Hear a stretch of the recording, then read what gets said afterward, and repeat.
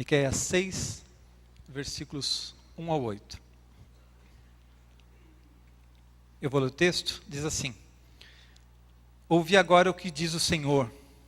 Levanta-te, defende a tua causa perante os montes, e ouçam os outeiros a tua voz. Ouvi, montes, a controvérsia do Senhor, e vós, duráveis fundamentos da terra. Porque o Senhor tem controvérsia com seu povo, e com Israel entrará em juízo. Povo meu, que te tenho feito, e com que te enfadei? Responde-me, pois te fiz sair da terra do Egito, e da casa da servidão te remi. E enviei adiante de ti Moisés, Arão, Miriam. Povo meu, lembra-te agora do que maquinou Balaque, rei de Moabe, e do que lhe respondeu Balaão, filho de Beor, e do que aconteceu desde Sitim até Gilgal, para que conheças os atos de justiça do Senhor. Com que me apresentarei ao Senhor, e me inclinarei ante o Deus excelso? Virei perante ele com holocaustos, com bezerros de 1 ano? Agradar-se-á ao Senhor de milhares de carneiros, de 10.000 ribeiros de azeite? Darei o meu primogênito pela minha transgressão, o fruto do meu corpo pelo pecado da minha alma? Ele te declarou ao homem o que é bom, e que é o que o Senhor pede de ti? Que pratiques a justiça, e ames a misericórdia, e andes humildemente com teu Deus. Amém? Esse texto é um texto que eu amo muito, especialmente esse versículo 8, que diz: que é o que o Senhor pede de ti? Que pratiques a justiça, ames a misericórdia, e andes humildemente com teu Deus.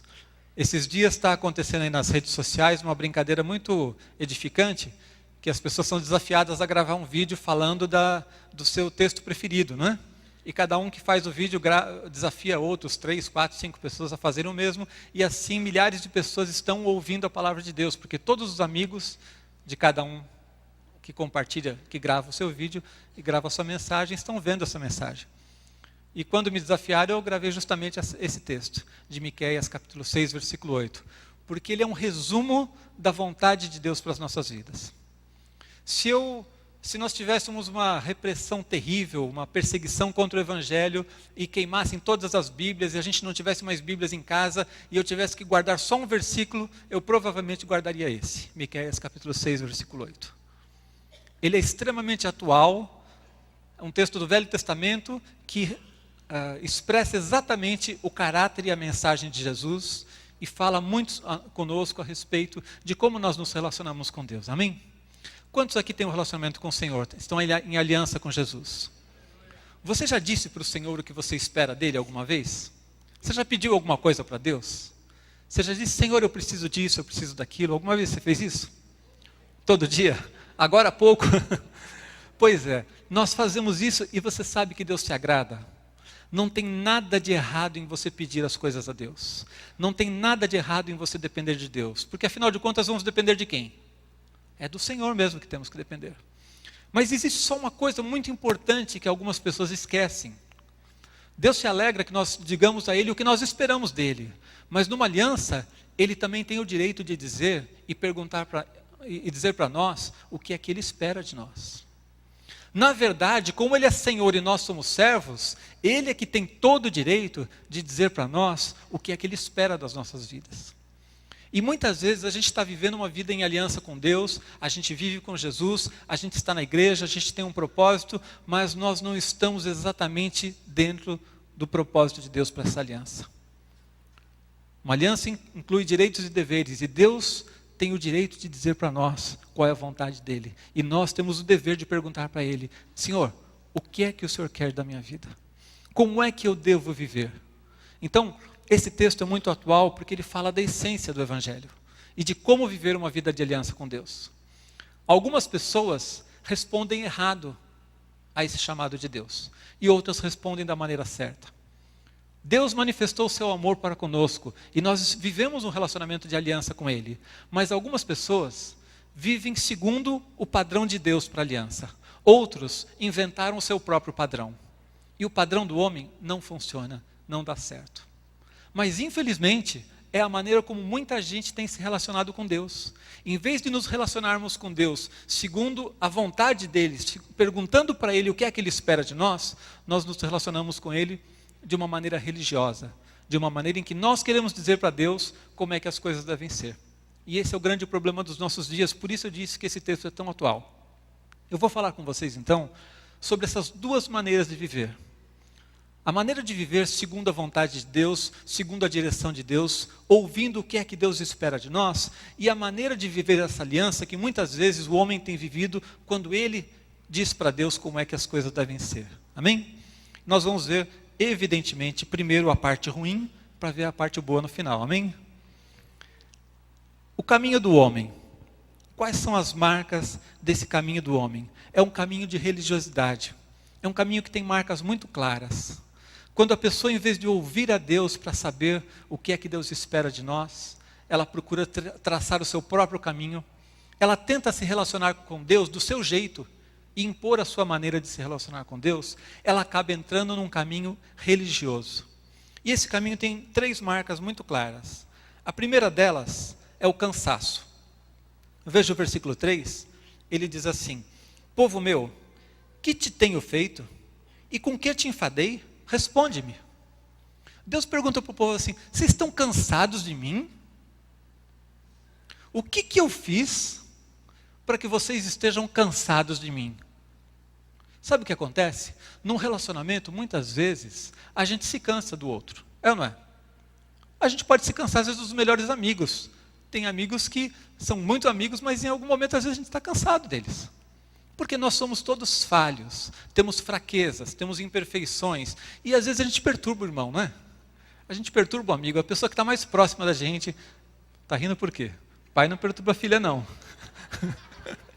Então, muitas vezes a gente se cansa nos relacionamentos. É normal no relacionamento humano, não é? Mas será que alguém tem motivo para olhar para Deus e se cansar do Senhor?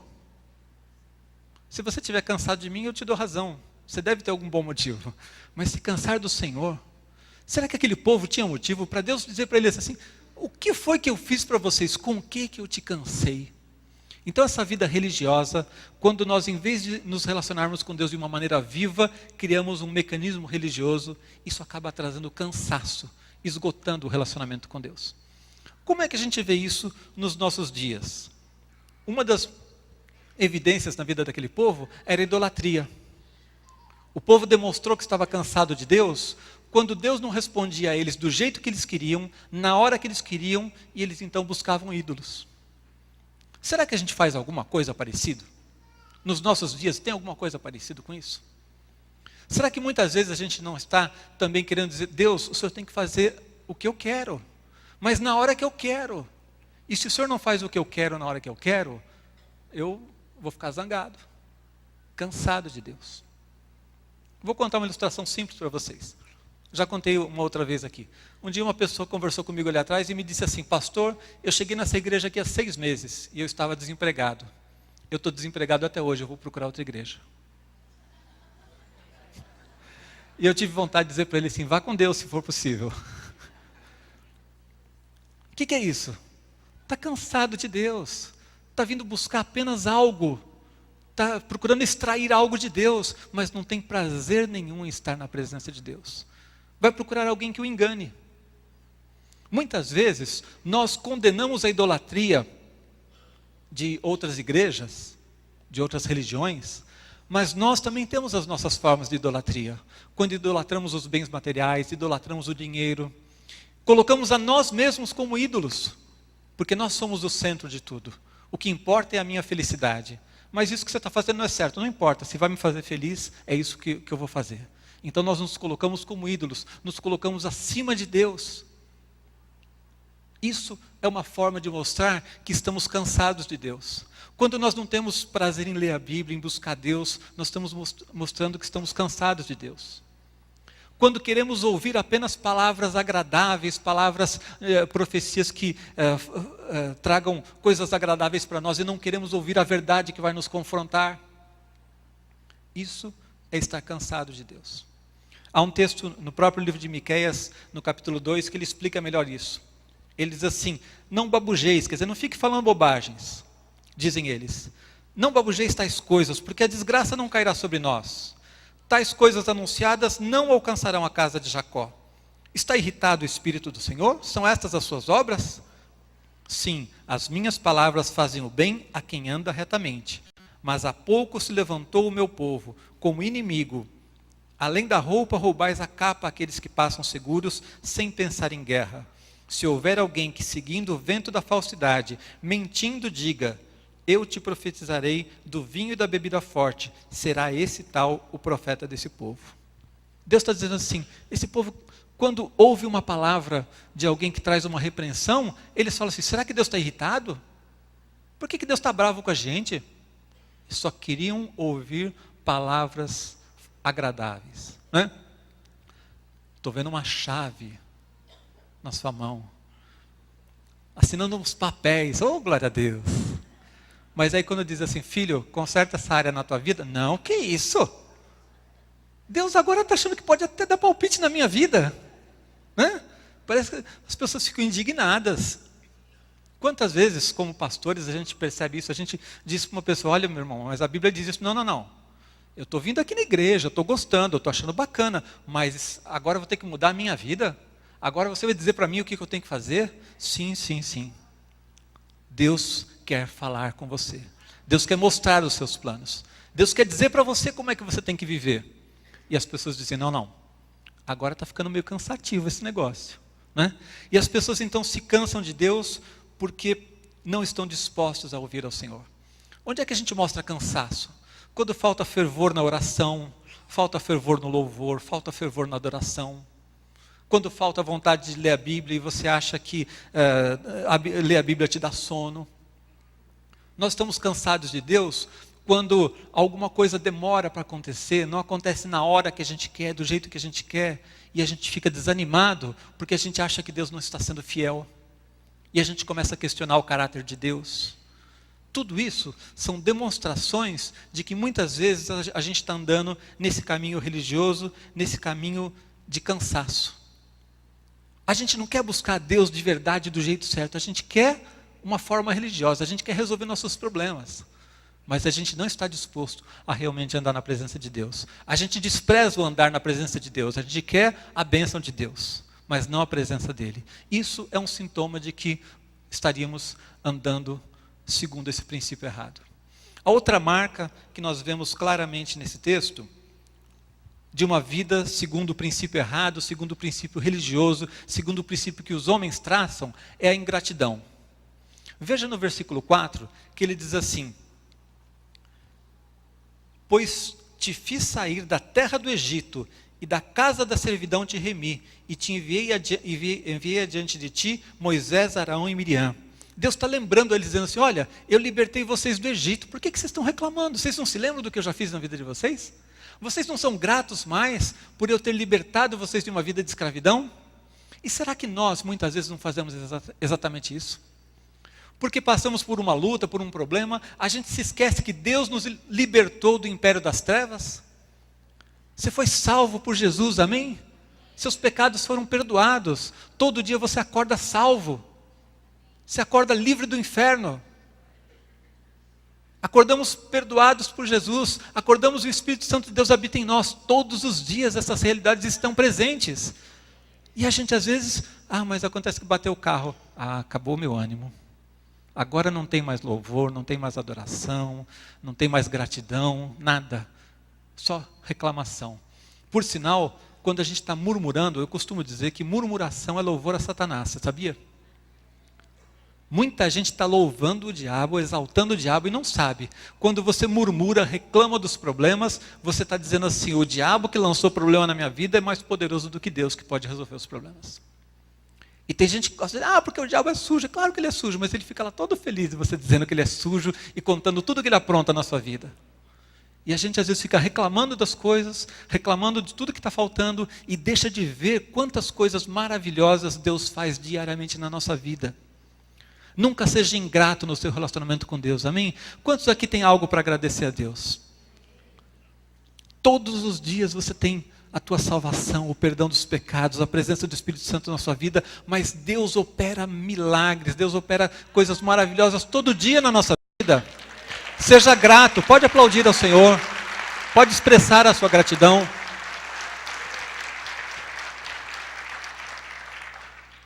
É uma tremenda injustiça, uma ingratidão, quando nós, por causa de pequenos problemas, perdemos o ânimo e deixamos de ser gratos a Deus, diante de tudo que Ele tem feito nas nossas vidas. Então, esse caminho da ingratidão é um caminho que não pode agradar a Deus. Quando nós temos um coração grato, o louvor, a adoração fluem. Se você chega aqui na igreja, já com o seu coração alimentado pela lembrança de tudo que Deus faz, pela gratidão pela bênção de Deus, quando a gente vai louvar a Deus, o louvor flui rápido, a adoração flui rápido. Por quê? Nós já estamos com o coração alimentado na presença de Deus, pela gratidão. Agora, se a gente está murmurando, reclamando, você vem para a igreja chateado, você vem para a igreja bronqueado, você veio porque te obrigaram a vir, mas você não estava afim, e aí você chega aqui, na hora que a gente vai louvar, adorar, quem sobe aqui no início, enfrenta uma barreira terrível, até que o mover de Deus vá quebrando os nossos corações, quebrantando os nossos corações. Mas não precisa ser assim. A gente pode chegar aqui, começou o culto, glória a Deus, já está todo mundo no fogo. Por quê? Basta que você alimente a gratidão no seu coração, e não a murmuração. Basta que você tenha uma visão do que Deus tem feito na sua vida, e glorifique sempre a Deus naquilo que você faz, amém? Então, ingratidão é outra coisa que não pode estar nas nossas vidas. A terceira marca que nós vemos na vida daquele povo, e que foi uma repreensão séria do Senhor, é o ritualismo. Veja que nos versículos 6 e 7, depois de receber uma bronca do Senhor, e Deus falar com eles sobre a ingratidão, Deus falar com eles sobre aquele coração duro que eles estavam, Deus fala com eles, eles então vão dar uma resposta a Deus. Bom, tá bom, Deus está com raiva da gente. Deus está dando uma bronca. Ele está chamando a gente para um acerto de contas. Ele está dizendo que a gente está errado. Então, como é que eu vou me acertar? Eles erraram de novo. Olha a resposta que ele deu. Ele disse assim: com que me apresentarei ao Senhor e me inclinarei ante o Deus excelso? Virei perante Ele com holocaustos, com bezerros de um ano. Agradar-se-á o Senhor de milhares de carneiros, de 10.000 ribeiros de azeites. Darei o meu primogênito pela minha transgressão, o fruto do meu corpo pelo pecado da minha alma. Ou seja, eles pensaram assim: eu acho que Deus quer que a gente faça mais culto. Eu acho que Deus quer mais ritual. Ele quer mais sacrifícios. Deus se agradou disso, gente? Não. Não é o ritualismo que vai agradar a Deus. E quando nós estamos em aliança com o Senhor e queremos uma vida na presença de Deus, eu preciso saber o que é que Deus quer de mim. E o que Deus quer de mim não é ritual. Não é uma vida religiosa. A minha vida com Deus não pode ser uma coisa que se expressa só em certo local, só em certo horário. Não pode ter hora marcada a presença de Deus na minha vida. Não pode ser só quando eu estou no culto. Não pode ser só no domingo às 7 horas da noite. Não pode ser só nesse local. Não pode estar limitado nem na geografia nem no tempo. Tem que ser algo que eu vivo e caminho com Deus. Amém? Então, aquele povo, na hora de responder a Deus, quando Deus deu uma bronca com eles, respondeu errado de novo. O que será que Deus quer? Será que Ele quer mais rituais? Quer que a gente faça mais sacrifícios? Não, não é isso que Deus quer. E se a sua vida com Deus só se expressa nesses momentos, se você só sente a presença de Deus quando está num momento de culto e tem gente aqui ministrando para você, existem instrumentos, existe uma pessoa pregando, se você só consegue sentir a presença de Deus nesses momentos, tem algo muito errado com você. A presença de Deus tem que ser constante em nossas vidas, amém? O ritualismo não agrada a Deus. E eu vou dizer para vocês, existe ritualismo tradicional, existe ritualismo avivado. Não adianta nada também. Muitas coisas que a gente chama de avivamento, você vê que está trancado dentro de 4 paredes. As pessoas só são avivadas na hora que estão ali num culto, mas quando sai dali, esse avivamento não se expressa no mundo, não se expressa nos relacionamentos com os outros, não se expressa nos milagres lá fora, só acontece dentro da igreja. Isso é ritualismo, gente. E se for ritualismo, não faz diferença se é tradicional ou pentecostal, está errado do mesmo jeito. Deus quer uma comunhão viva com você. E o avivamento que Deus traz nas nossas vidas muda a maneira como a gente age lá fora no mundo. Faz com que as pessoas vejam a glória de Deus. Faz com que as pessoas vejam o poder de Deus. Se ficarmos só nós aqui curtindo o poder de Deus, que adianta, gente? Nós já conhecemos o poder de Deus. Vamos ver o poder de Deus aqui. Mas quando saímos, as pessoas vão ver o poder de Deus na nossa vida lá fora também. Amém? Não é um caminho ritual, não é um caminho de simplesmente ficar participando de cultos, simplesmente marcar um horário, mas é algo que nós experimentamos do poder de Deus nas nossas vidas diariamente. Então, se o caminho que Deus tem não é esse, não é o caminho do cansaço, não é o caminho do ritualismo, não é o caminho da ingratidão, o que é que Deus quer da gente?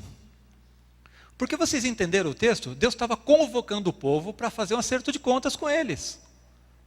Ele começa convocando o povo para entrar em juízo, ou seja, vamos conversar, vamos discutir a relação aqui. Deus está dizendo assim, não estou satisfeito, não estou gostando do que vocês estão fazendo. Então Deus apresenta para eles o modo errado como eles estão vivendo. Esse modo religioso. E aí, graças a Deus, Deus nos dá a direção, amém? Ele diz o que Ele quer. E aí entra o versículo 8, aquele versículo que eu disse para vocês, que eu particularmente gosto tanto. Ele diz, Ele te declarou ao homem o que é bom. E que é o que o Senhor pede de ti? Que pratiques a justiça, ames a misericórdia e andes humildemente com teu Deus. O caminho com Deus, o caminho segundo a vontade de Deus, o caminho revelado por Deus, o caminho de quando você pergunta para Deus o que é que o Senhor quer de mim. Quando você pergunta para Deus, Deus, qual é a sua vontade para a minha vida? O que o Senhor espera de mim como teu filho? Eu estou vindo aqui no culto, eu estou vindo na igreja, estou lendo a Bíblia. O que o Senhor quer da minha vida? Quando você pergunta para Deus, Ele diz e diz claramente qual é a vontade dEle para a sua vida. E Ele se expressou mais uma vez em 3 frases muito claras. A primeira coisa que Deus diz que Ele espera de nós, Ele diz assim, que pratiques a justiça. Amém? Avivamento muda as nossas vidas. Comunhão com Deus muda as nossas vidas. Comunhão com Deus tem que fazer com que eu seja diferente. Comunhão com Deus significa que quanto mais eu ando com Jesus, mais parecido com Ele eu sou. E nós estamos caminhando, todos somos imperfeitos, mas caminhando para a estatura de varão perfeito. Caminhando para sermos cada dia mais parecidos com Jesus. Eu vou dizer para você, essa é uma ênfase que está se diluindo na igreja hoje. Se você pegar um livro de 30, 40 anos atrás, não precisa ser do século passado, você vai ver quanta ênfase havia na mudança de vida, na mudança de caráter. As pregações falavam quase sempre sobre mudança de caráter. Você veio para Jesus, você vem todo torto, você vem do jeito que você está. Mas a partir do momento que você tem um encontro com Jesus, a partir do momento que o Espírito de Deus habita em você, a partir do momento que você tem contato com a revelação, com a palavra viva de Deus, isso vai transformando o teu caráter de maneira que você vai sendo a cada dia uma nova pessoa. E isso é a coisa melhor que existe no Evangelho. É ver que aquilo que eu não podia fazer, aquilo que eu sozinho não conseguia, Deus começa a transformar e mudar. E eu me torno uma nova pessoa, amém? Agora, que adianta a gente encher as igrejas, encher os cultos, participar de um louvor, exaltar a Deus, ouvir uma pregação, mas não deixar que Deus mude a nossa vida? Por isso, quando Paulo escreve aos Efésios, ele diz assim, aquele que roubava, não roube mais. Você mentia, não minta mais. Deus quer ver transformação nas nossas vidas. E uma comunhão viva com Deus, um relacionamento com Deus, segundo o padrão de Deus, segundo a vontade de Deus, vai trazer transformação nas nossas vidas. Vai mudar o nosso caráter, vai fazer com que você espelhe lá fora o caráter de Jesus. Porque como é que as pessoas vão conhecer a Deus? Se você parar na rua e começar a perguntar para as pessoas quem é Deus, cada um vai ter uma ideia mais louca que a outra.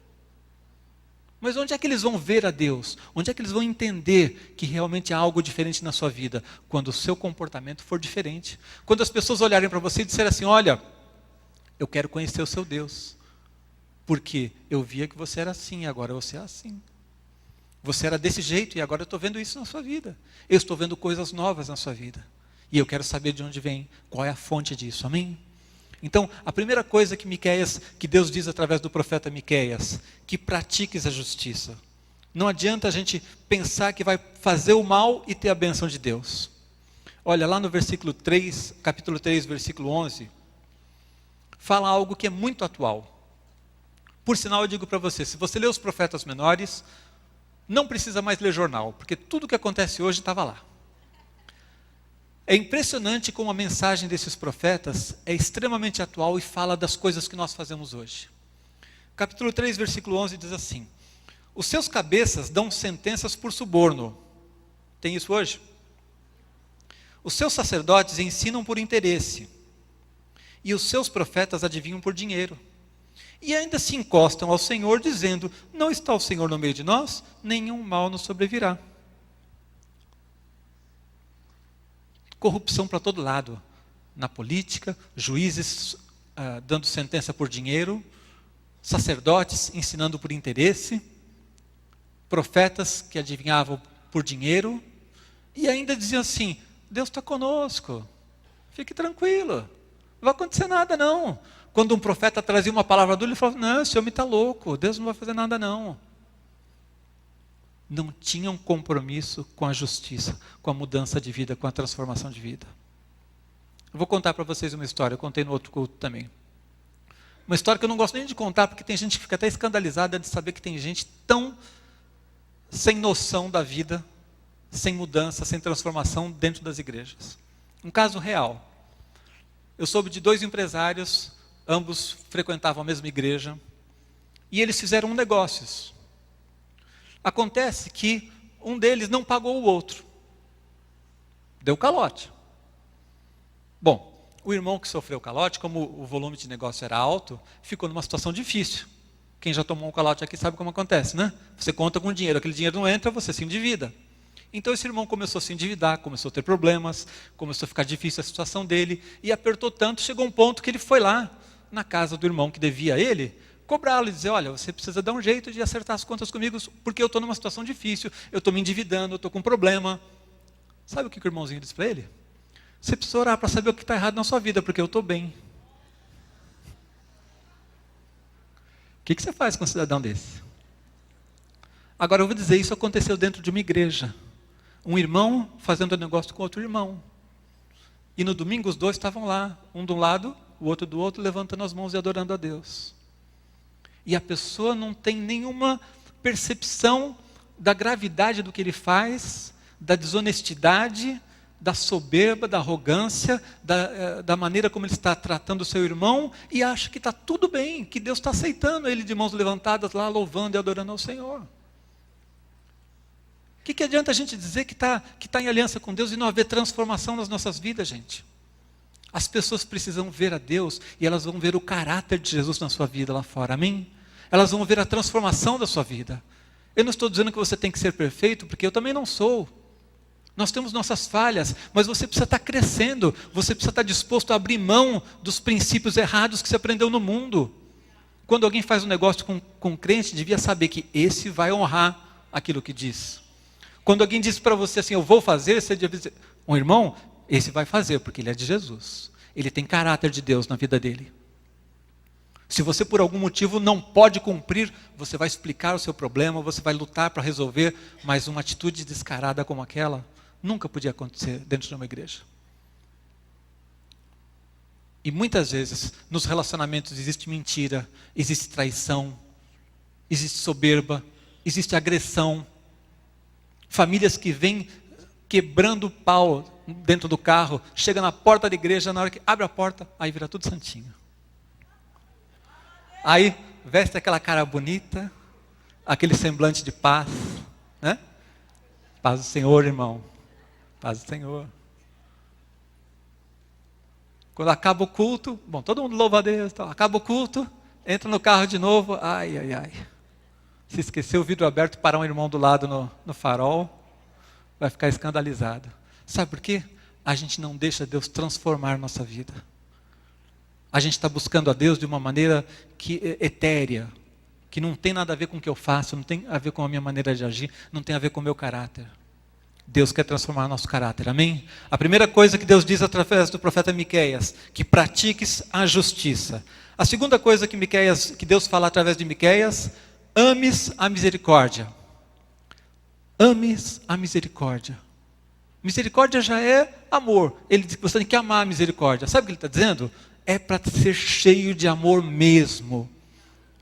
A Bíblia diz que Deus amou o mundo de tal maneira que deu seu Filho unigênito para que todo aquele que nele crê não pereça, mas tenha vida eterna. Deus é amor. O primeiro mandamento é amar a Deus acima de todas as coisas. O segundo é amar ao próximo como a ti mesmo. Então, como é que eu posso dizer que estou em aliança com Deus e eu cultivo um relacionamento com Deus e ele não vai ser fundamentado em amor? E como é que eu saio daqui e vou pregar para as pessoas lá fora, mas não vem o amor de Jesus na minha vida? Então sabe qual é a vontade de Deus para a sua vida? Que você seja cheio do amor de Deus, que o amor de Jesus constranja a tua vida. Por mais que você tenha sofrido, que você tenha suas marcas, suas cicatrizes na vida, você tem que se encher do amor de Deus, de tal maneira que as pessoas lá fora vão saber que você é cristão, que você é um servo de Deus, porque eles vão ver o amor de Jesus na sua vida. Amém? Pode aplaudir ao Senhor, porque é Ele quem derrama esse amor na sua vida.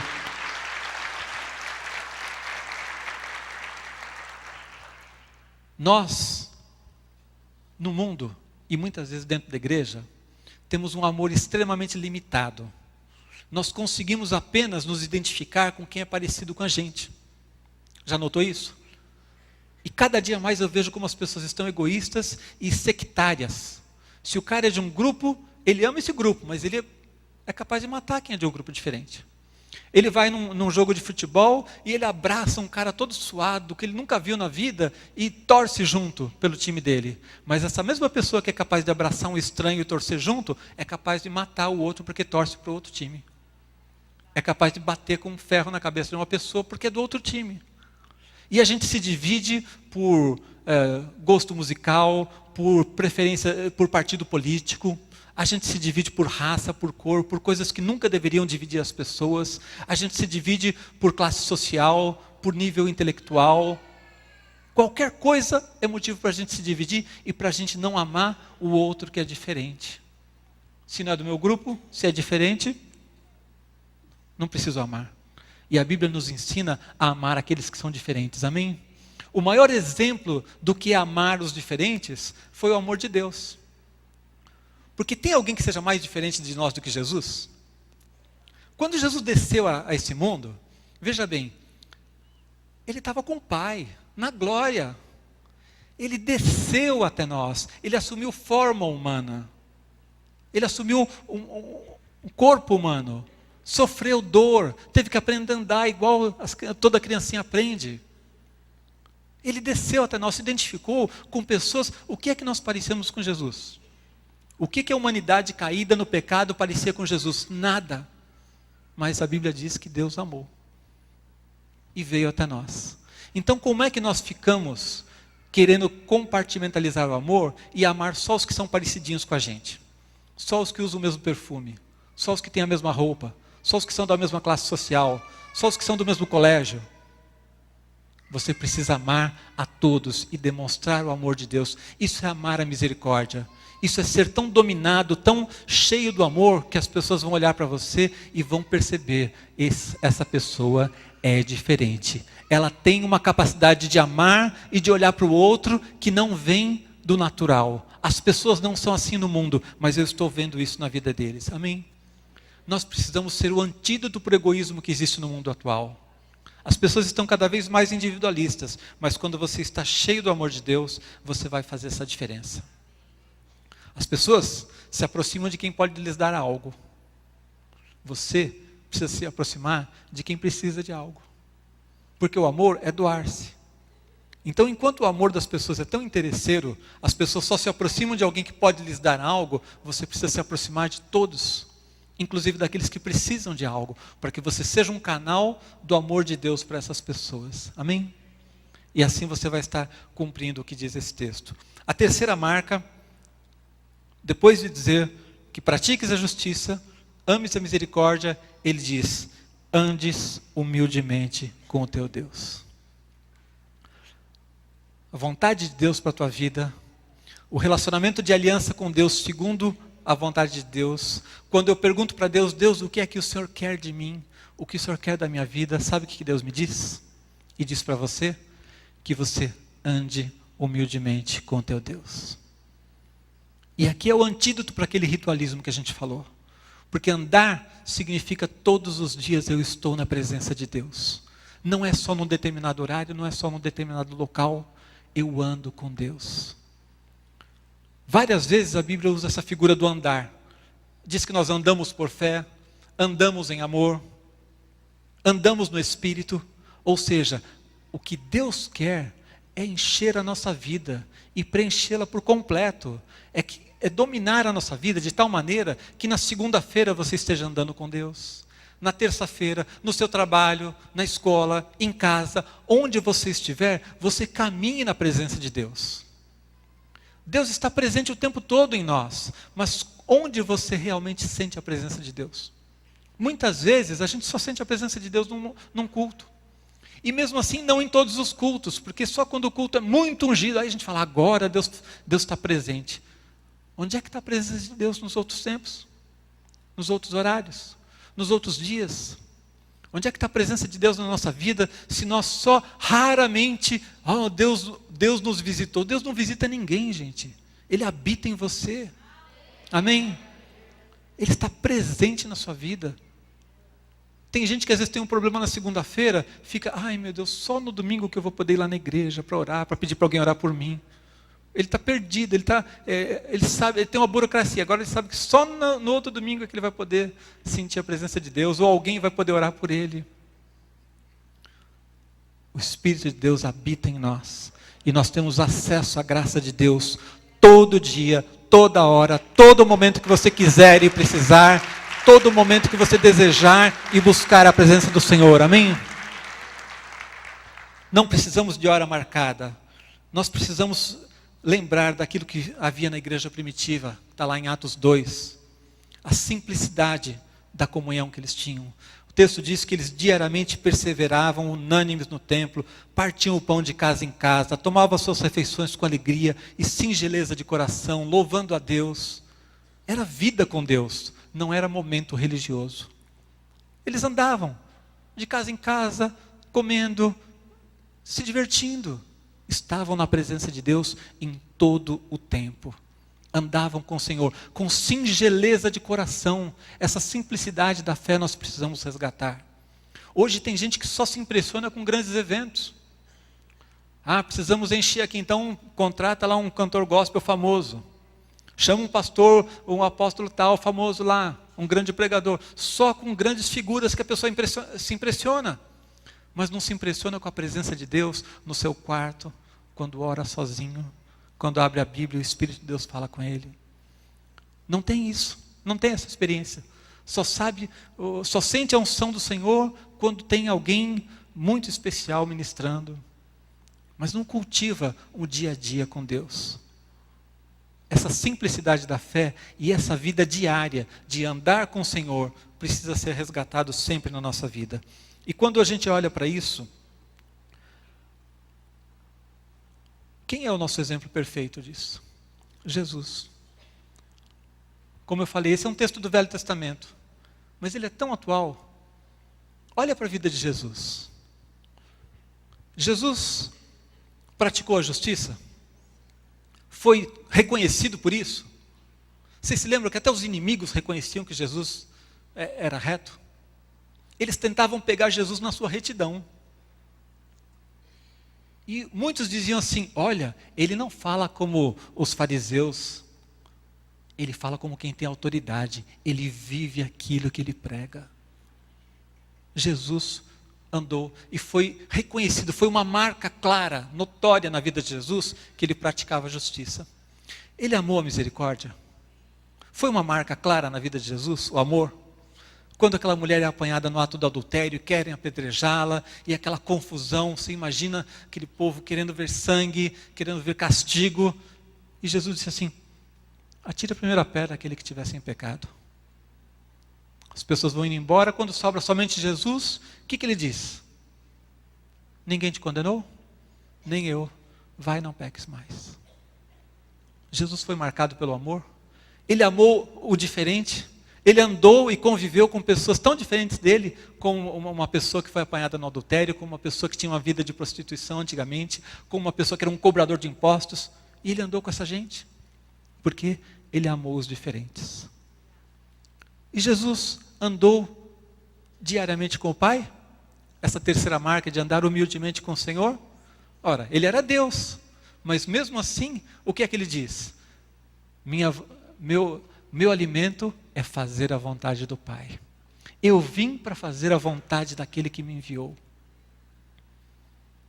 Quando todos queriam somente a bênção, ele subia para os montes e orava, passava as madrugadas com o Senhor. Andava sempre na presença do Pai. Jesus não manifestava o seu poder só quando ele estava no templo, em qualquer lugar, em qualquer hora. Até quando ele não queria, ele abençoava as pessoas. Quando ele queria descansar um minuto, ele queria se isolar um pouco da multidão para buscar o Pai, o povo não deixava, ele falava, tá bom, então vamos abençoar esse povo. Porque a unção estava sempre presente na vida dele. Então Jesus é o nosso exemplo perfeito. E ele viveu e foi marcado por essas marcas que Miqueias diz. E nós precisamos ser assim também, amém?